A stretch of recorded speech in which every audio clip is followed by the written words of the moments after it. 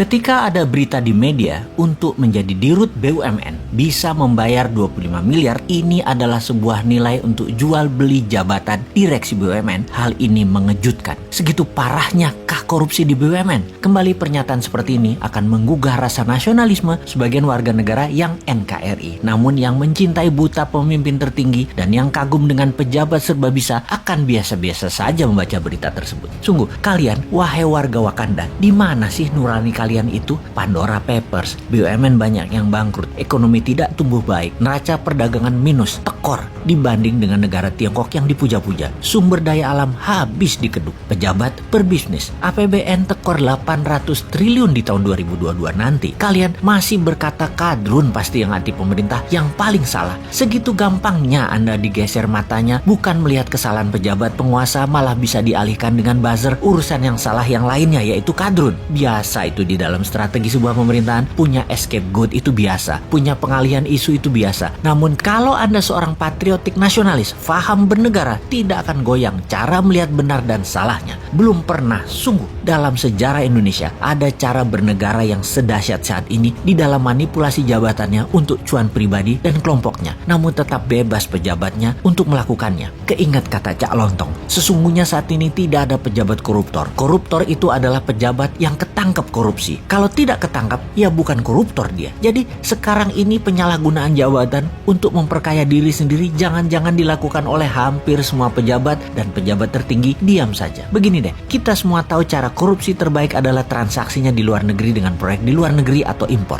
Izin impor dan apapun yang negara impor 100% pasti ada komisi di negeri lainnya. Oleh karena itu, kita pertanyakan kalau ada yang tahu dan peduli tentang proyek IBC, Indonesia Battery Company, yang akan membeli perusahaan mobil listrik yang tak jelas juntrungannya. Secara pribadi, si Sontoloyo ini menilai akuisisi perusahaan listrik asal Jerman yang akan dilakukan oleh IBC, Indonesia Battery Corporation, tidak layak dan tegas harus ditolak rencana akuisisi ini. Maaf, siapa juga gue ya? Perusahaan tersebut yakni Street Scooter yang akan diakuisisi oleh Odin Automotive, perusahaan yang didirikan di Luxembourg. Banyak hal yang janggal dengan pembelian senilai 170 juta dolar tersebut, apalagi kalau bertujuan untuk membangun ekosistem kendaraan listrik dalam negeri. Mobil listrik itu banyak pemainnya. Kenapa nggak yang nama besar sekalian? Kalau nama kecil atau nggak jelas, di dalam negeri juga banyak pemainnya. Kasih duit 2,5 triliun, langsung jalan itu perusahaan.